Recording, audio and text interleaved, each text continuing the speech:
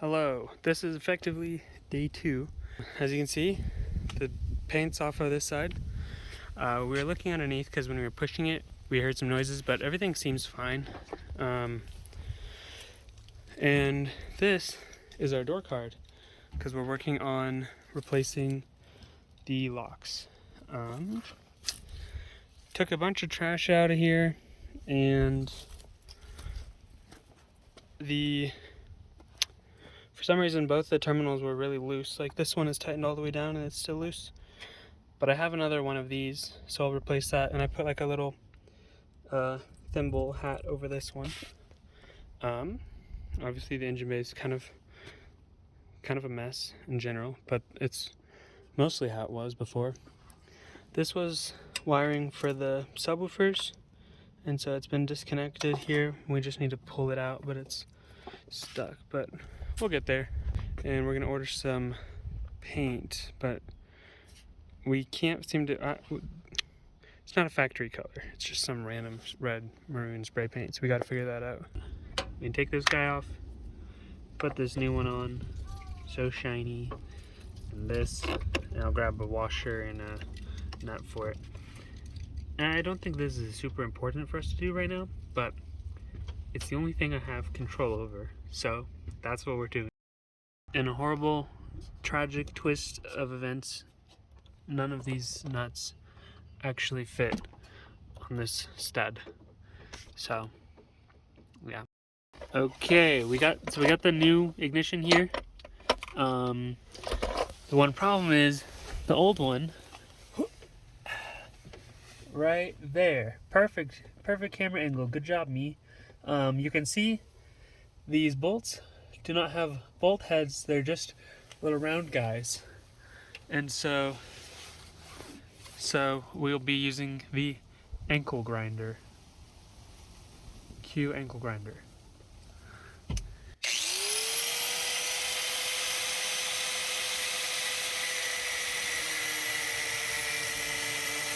Okay, so we're sawed most of the way through, and now it's time to take the big flathead and the big hammer. Well, medium hammer. This is the big hammer.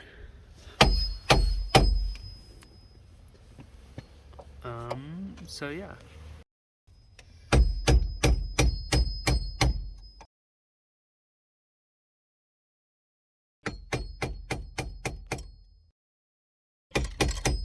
Oh, I don't know what that was. Oh, whatever this is. Ew, it's looby.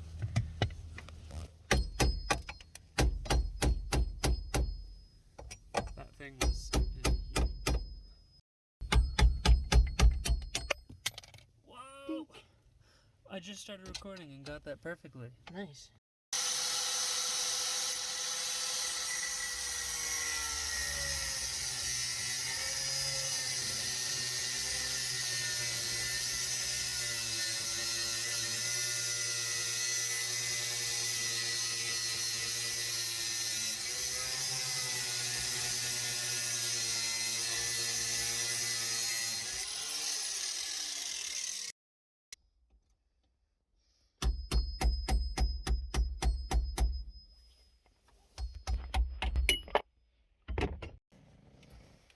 Okay, wow.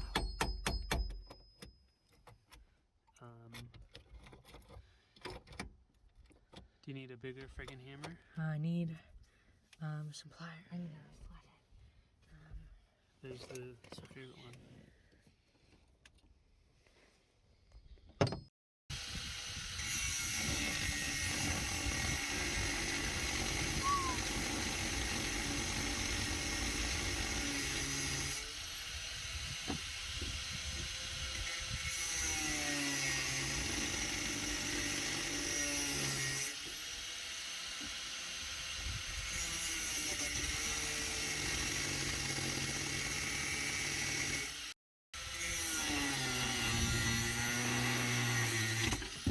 Oh, there it goes.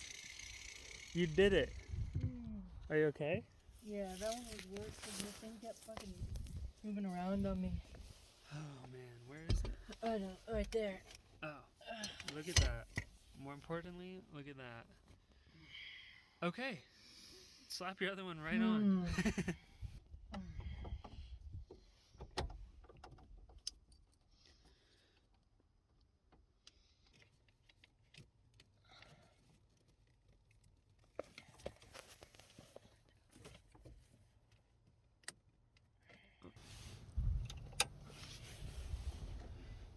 Okay, we're gonna start it for the first time, hopefully.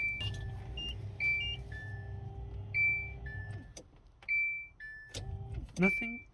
Nothing, no starter. But look at this. Yeah, maybe that's a little low. We'll try to jump.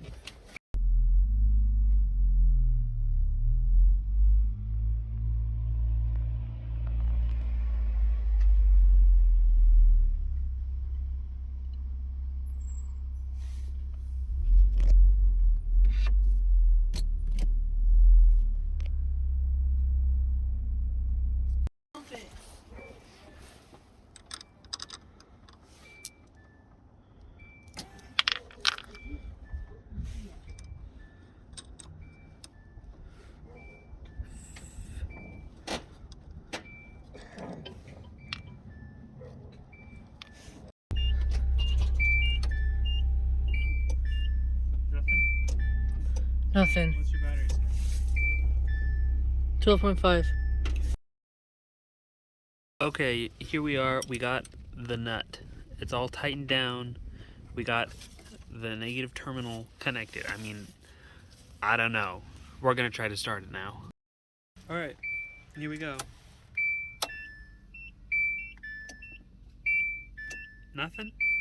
No, nothing? 12.2 for the battery. 12.5. Might need a little more. I think it should be enough. Yeah.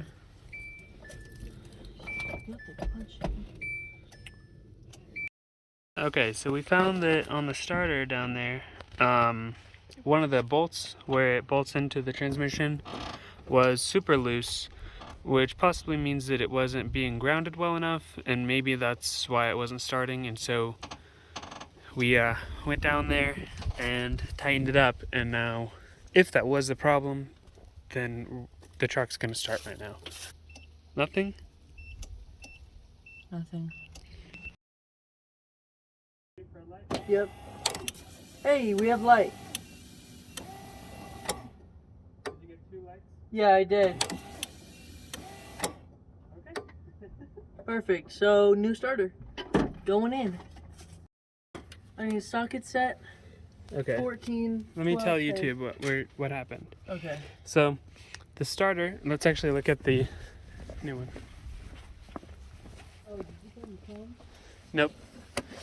Okay, so the starter gets power through here, and then it gets a signal through here that when it gets this signal, it should send power across to this. This is the actual motor that turns your flywheel that starts your car. And we tested that it was getting power successfully, and it seemed to be grounded successfully through the bolts into the transmission bell housing. And then we tested that this was actually getting a signal through. And so therefore, the only thing that could be wrong is the actual starter itself is bad. So we're putting this starter in instead. This is the starter that we just pulled out. And this is the new starter. And, well, it says appearance may differ, and that's true. This one has like a little shield around the grabber gear teeth, and this one does not. Shield, no shield. And this one is longer than its friend here.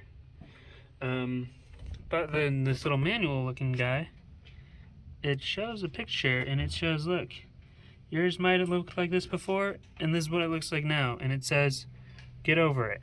So, yeah, we're gonna pop this guy in.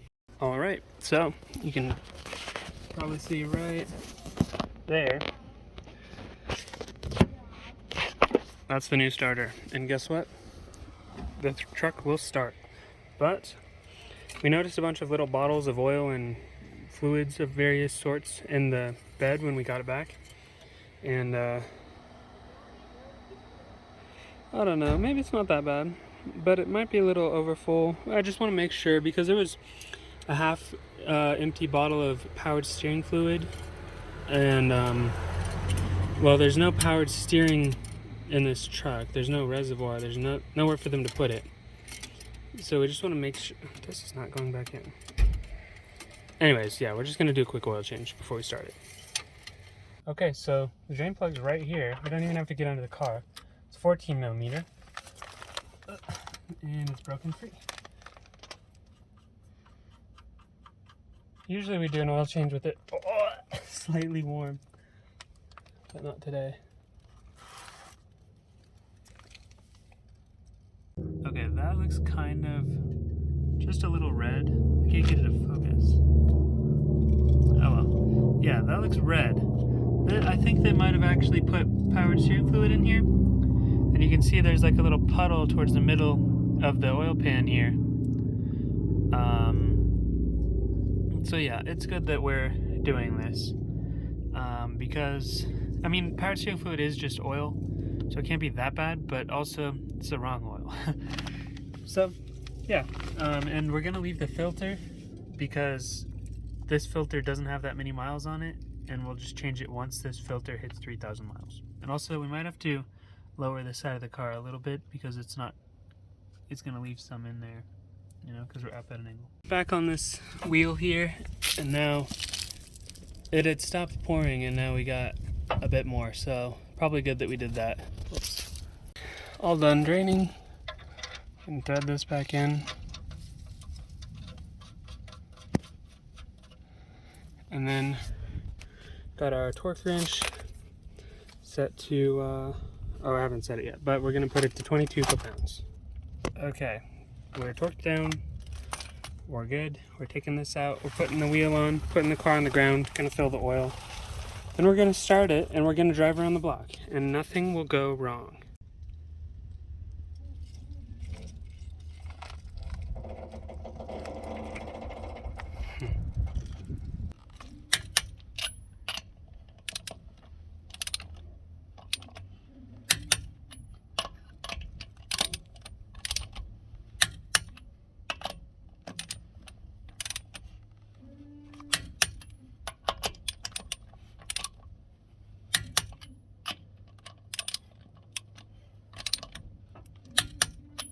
This gets, oh god, 4 quarts.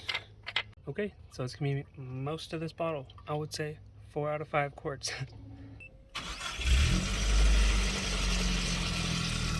Oh man.